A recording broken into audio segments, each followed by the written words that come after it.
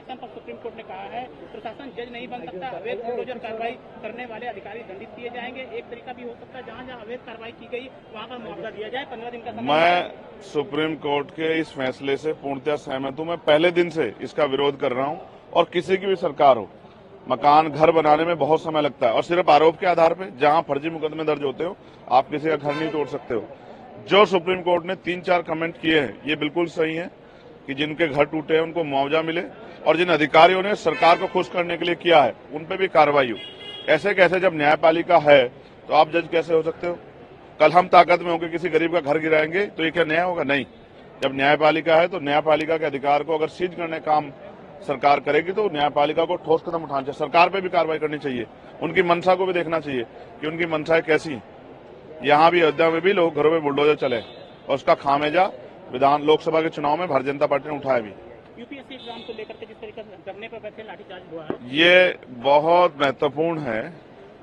आप ये समझिए, मैं उन बच्चों का धन्यवाद देता हूं जो अपने अधिकारों के लिए लड़ रहे हैं। वो जागरूक हैं, वो देश के सच्चे नागरिक हैं। मैं वहां जाना चाहता हूं लेकिन इसलिए नहीं जा रहा हूं क्योंकि उनके आंदोलन पे कोई सवाल ना खड़ा हो कि पॉलिटिकल है। लेकिन मैं उनके साथ खड़ा हूं, हमारी पार्टी संगठन के साथ खड़ा है। हमारी बेटियां वहां बैठी हैं, हमारी बच्चियां बैठी हैं, बच्चे हैं वहां, सब नौजवान हैं, देश भर से आए हुए लोग हैं। इसलिए बैठे हैं कि उन्होंने बिल्कुल सही कहा कि 1 नेशन 1 इलेक्शन की बात करने वाली सरकार 1 डे 1 शिफ्ट में एग्जाम क्यों नहीं करा सकती है?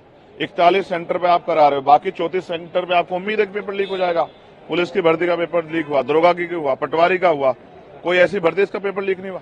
अब तो हाई स्कूल इंटर ग्रेजुएशन के पेपर लीक होने लगे हैं।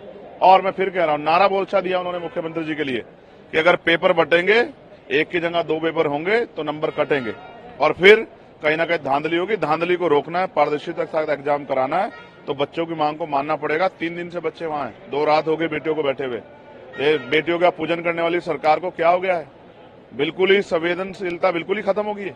तो मुख्यमंत्री जी तानाशाही ना करें, उनकी मांग माने और हम और हमारी पार्टी उन बच्चों के साथ खड़े हैं।